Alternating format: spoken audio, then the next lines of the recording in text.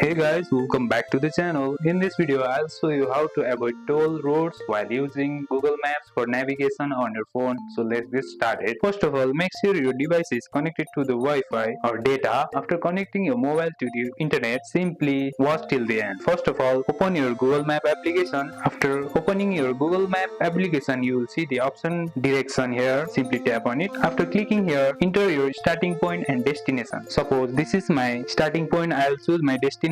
This. After the route loads, tap the three dot in the top right corner. As you can see here, this option will appear and simply click on options. After clicking on options, check the box next to avoid tolls. Simply you can click on here, and you can also check avoid highways or avoid ferries if needed from here, and tap done. Google Map will now generate a new route without toll roads. Tap start to begin your free navigation, and that's how you avoid tolls in Google Maps on your phone. Hope this saves your money and stress. Don't forget to like the video and subscribe for more quick tips, and I'll see you in the next one.